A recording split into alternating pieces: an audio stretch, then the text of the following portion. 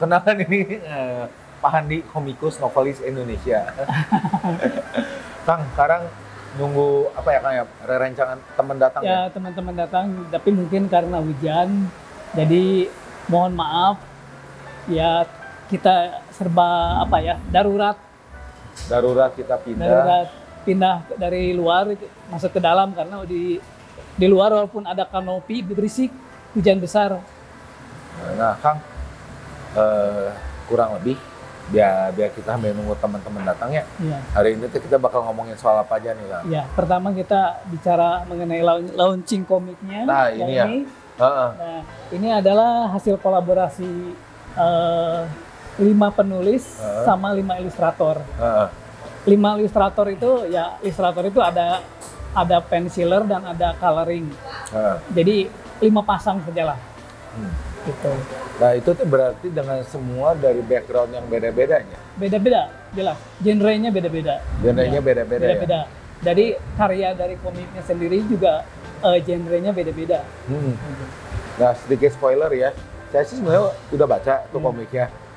Itu dari depan sampai belakang, itu lukisannya bagus, ada yang lucu malah ya. Iya, iya. Tapi lebih bercerita soal realita kehidupan sekarang ya Kang? Iya, betul. Nah yang lucu-lucu itu, yang gokil itu punya Mas Cahyo Widi. Iya, ilustratornya. Ceritanya dari Wahyu Hakimah. Ya, kebetulan Mas Cahyo dia merasa suka dengan naskah itu. Jadi dia dengan senang hati mau ngambil naskah itu dibuat ilustrasi. Memang dari segi naskahnya juga saya juga istilahnya apa ya, sudah melihat gokilnya gitu. Nah, yang berhasil dituangkan ke dalam media komik itu Mas Cahyo. Kalau apa namanya, dia tidak punya sense humor juga mungkin agak susah dari naskah komedi dipindahkan ke dalam bentuk visual komik ini. Nah Kang, biar nggak spoiler tinggi ya, kita sekarang mau nanya, sebenarnya kalau komik sama novel di Indonesia tuh udah mulai dari kapan ya Kang? Udah lama ya? Sudah lama, itu boleh dibilang golden eranya itu tahun 70 sampai tahun 80-an. Nah itu komik maupun novel-novel itu istilahnya membanjiri pasaran Indonesia. Jadi angkatan anak ya kita yang pernah mengalami masa kanak-kanak dan remaja di tahun 70-80 itu banyak kenangan lah bahwa ketersediaan komik dan novel itu ibaratnya sekarang tuh seperti ya media gadget ini gitu. Ya itu setelah seiringnya kemajuan teknologi, orang berpindah ke digital itu. Kita harus pandai-pandai berpindah media kalau mau survive. Nah, Kang, kan kalau dulu kan seperti ada cerita Si Buta dari Gua Hantu. Ya, betul. Terus kalau yang nggak banyak yang tahu, kalau zaman saya pernah baca komik apa Sapu Jagat. Ya. Nah itu kan banyak. Musuhnya. Benar kan? Ya, betul. Berarti kita tuh generasinya mirip-miripnya. Beda tipis. Nah itu tuh kan kalau cerita sih itu kan banyak cerita soal Nusantara, kehebatannya, bagaimana kita melawan penjajah. Iya. Ya, nah itu teh kan kalau ini mah cerita ya puntennya. Kalau di luar negeri kan kayak sejarah itu ada yang masukin ke komik. Nah kalau nggak salah di Sulawesi ada namanya Parangka gitu ya. Itu dianggapnya kalau yang dari budaya kita itu namanya kemasukan jin, kemasukan setan, malah dijelek-jelekin. Itu kan aneh. Betul. Klinik ya. Jadi klinik. Kan mestinya kalau mau kan malah emang nggak bisa di kita kayak di Jepang itu angkat budaya lokal. Dan ini sebenarnya ya kayak keberadaannya candi, keberadaannya hewan-hewan mitologi. Iya. Kalau dibaca dari simbol yang lebih dalam lagi kan banyak esensi-esensi di dalamnya Kang. Betul. Ya, di samping seperti yang saya tadi bilang itu pelaku industrinya itu lebih menonjolkan segi bisnis. Jadi budaya luar yang banyak ditawarkan membanjiri ke tanah air. juga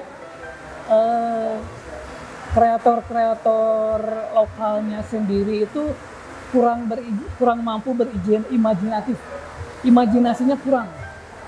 Atau ditekan, Kang? Enggak juga. Bukan. Itu masalah kreativitas sih. Jadi ya kalau boleh dibilang kata saya itu kurang kreatifnya kurang. Padahal kalau digali itu, wah kita sebetulnya bisa mengangkat budaya lokal itu seperti Naruto, One Piece. One Piece malah melanglang buana ya. Iya, melanglang buana. Bukan hanya budaya lokal Jepangnya saja gitu. Nah, kembali ke soal Naruto itu yang diangkat itu kan budaya Jepangnya itu ya karena mereka sangat kreatif. Di kita kurang kreatifnya. Itu. Nah, sebenarnya komik itu karya kreatif. Tapi ya kalau wawasannya kita kurang, karya kita juga ya kurang kreatif. Itu masalahnya kan. Padahal sebenarnya kalau sebuah, ini sebenarnya kan kita ngomongin cerita mitologi ya. Mitologi kan kalau bisa dikembangin ceritanya nggak kepatok sama aturan lama, bisa lebih berkembang ya kan? Betul, setuju. Setuju, saya setuju begitu. Setuju. Karena istilahnya gini, dibikin kekinian lah. Nah itu yang kurangnya di situ. Kurang daya imajinasi, kreativitasnya kurangnya di situ. Saya harus mengakui lah di situ dalam dunia komik kita itu. Tapi sebetulnya banyaknya saya kalau disebutkan juga mendadak lupa nih karena di depan kamera. Banyak sebetulnya komik-komik kita juga yang mengangkat budaya, benar-benar budaya lokal, kreatif, bisa istilahnya menjual gitu ya. Cuma kita kebanyakannya indie sih, jadi gaungnya itu kurang dikenal luas. Itu perjuangannya sih, Kang Sugi. Salah satunya itu perjuangannya itu. Kita harus bisa eksis di dunia hiburannya itu butuh perjuangan yang lebih keras lagi. Gitu. Ya, saya malah tadi kan kepikiran kalau di Rumania kan ada cerita vampir, makhluk abadi. Nah, tapi itu mah kan ngisep darah. Nah, terus ada kayak di film drakor yang sekarang namanya Bulgasal, cerita makhluk abadi. Dan di kita juga kan ada makhluk abadi ya, sebenarnya penganut Aji, misalnya yang cerita Aji Rawa Rontek, tapi dia nggak makan darah, dia mau melakukan bakti kebaikan supaya ilmunya nambah. Setuju. Iya kan? Setuju. Yang immortal seperti itu, Rawa Rontek, sebenarnya ya itu Kang Sugi, kreativitas kita kurang. Rawa Rontek itu malah lebih dahsyat loh.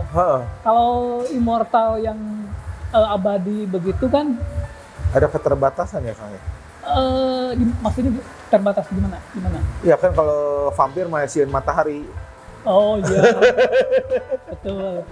Kalau Rawa Rontek itu hebat tuh, nggak ada pantangannya. Iya, nggak ada pantangannya. Nggak ada senjata yang bisa mengalahkannya. Kecuali kalau dengan kesaktian begitu dia terpotong-potong, tidak sampai menyentuh tanah, bukan berarti mati, enggak. Selama dia tidak menyentuh tanah. Ya berarti harus digantung seumur umur. Nah, itu baru tidak bangkit lagi gitu ya. Tapi kalau begitu menyentuh tanah, ya bisa bangkit lagi. Benar-benar tuh sebenarnya untuk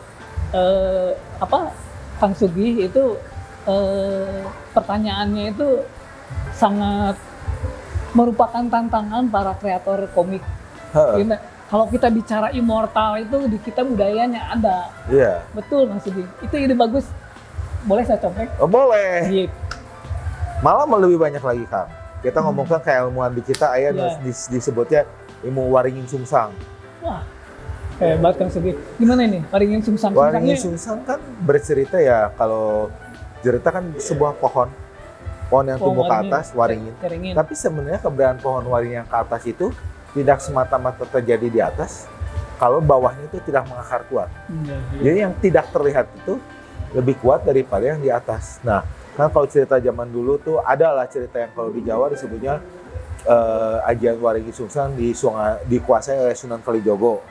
Ya itu ibaratnya kalau dipukul apa dia ngebaliknya berkali-kali lipat lagi. Itu aja pengembangan cerita dari situ bisa banyak lagi kan. Betul, itu sebenarnya potensi loh. Itu tantangan para kreator gitu. Betul, Kang Sugi. Kenapa nggak Kang Sugi nggak terjun aja ke dunia komik? Tapi maksudnya bukan jadi komikusnya atau apa. Tadi bisa sumbang cerita, bisa sumbang ide. Ide mah, hayu Kang kalau diajak ngomong mah. Itu. Udah banyak di kita teh. Loh. Bener loh, saya juga baru terpikir. Kalau Immortal itu menurut versi lokal itu adalah Pancasona. Wah, bener keren ini. Pancasona, wah kan. Waringin Sumsang. Aji Balat Sarawu. Oh tuh. Malah lebih apa Kang Sugi, coba itu. Bener Kang.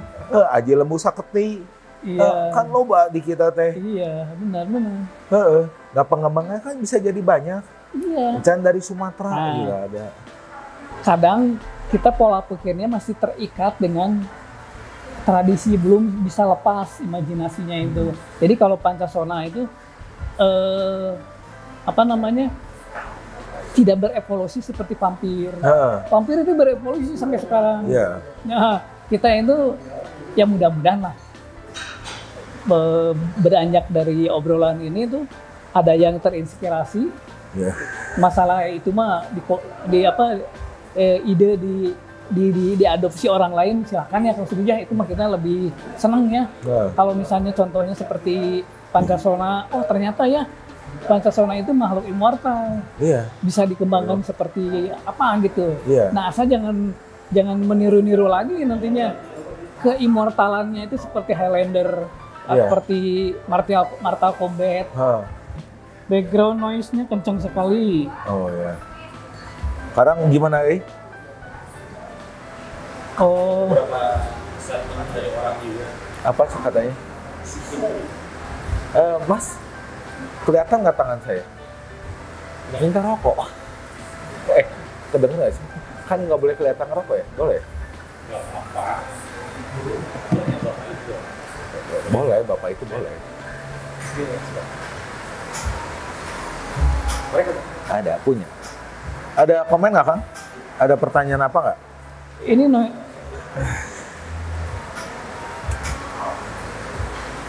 Maaf ya, karena ini acara bebas, saya persilakan merokok ya. Tadi hujan. Maaf ya. Maaf tidak terbaca komennya. Saya harus pakai kacamata. Tidak bawa kacamata. Yo, saya yang bacain nanti ya. Gimana? Berhubung saya matanya lebih bagus. Pak Hadiawan buatkan komik bulanan. Ada yang ngomong gitu, Kang. Ngomongnya ini teh kumaha dikatasin teh. Buat ada yang minta komik bulanan, Kang. Tadi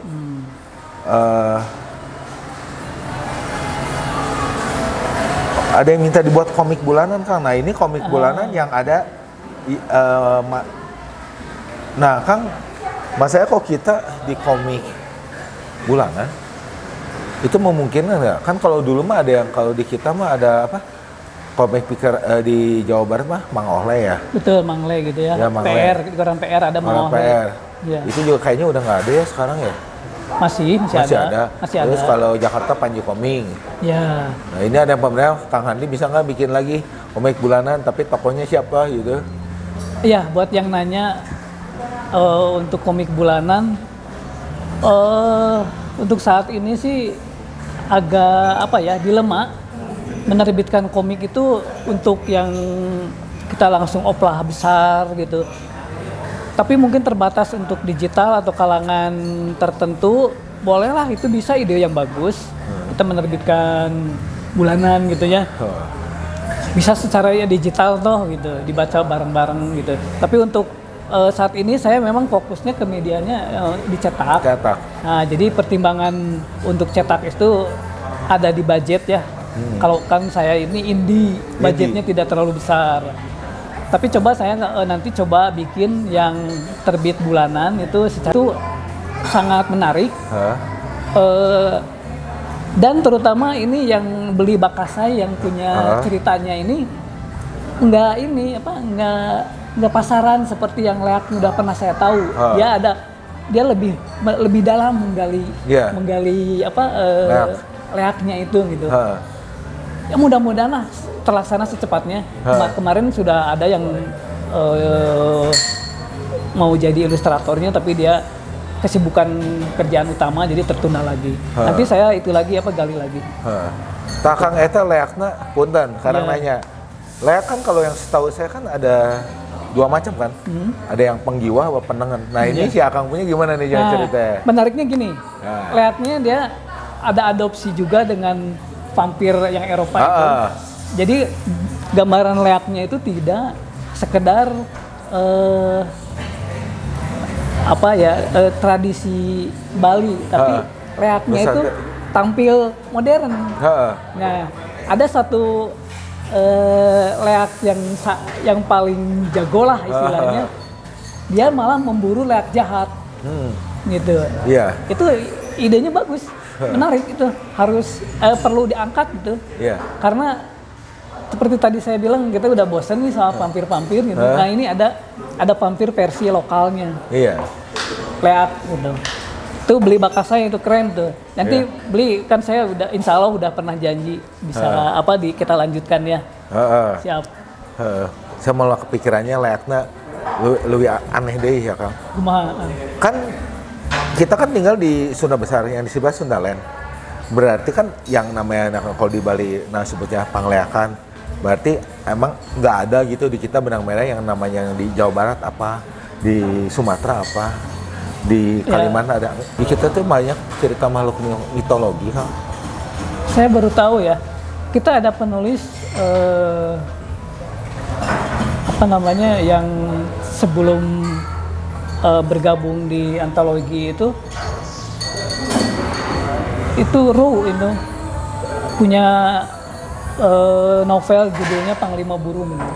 Bisa jadi kesana juga itu ide ceritanya. Coba nanti saya hubungi lagi deh. Nggak ini. Ternyata kalau ngobrol dengan Kang Sugi malah banyak ini ya idenya. Kan ngejepret orang mau otak nanya. Iya, ngejepret. Ya karena saya tahu wawasan Kang Sugi luas. Enggak lah. Di komunitas budaya, jadi tidak aneh lah sebenarnya. Gitu. Banyak pisan loh Kang, yang bisa diangkat. Iya, memang betul. Itu masalah kreativitas Kang, jadinya kembali ke insan komiknya. Jadi harus naik kelas. Istilah saya itu kreator komiknya itu kalau mau diterima pasar tuh ya masalah kreativitasnya harus bisa naik kelas. Saya kira sudah cukup ya. Cukup dulu ya, nanti kalau ada pertanyaan boleh ditulis lah, nanti tulis. Kita bahas lagi lah. Mudah-mudahan ada waktu lagi kita live streaming lagi. Guys, mungkin sekian dulu ya. Assalamualaikum, terima kasih teman-teman yang sudah mantengin. Ya, Bos Sugi, salam tukang kain. Sombong seperti Bilal itu wajib bagi yang terbukti dan bisa membuktikan. Ciao. Assalamualaikum. Assalamualaikum. Rahayu.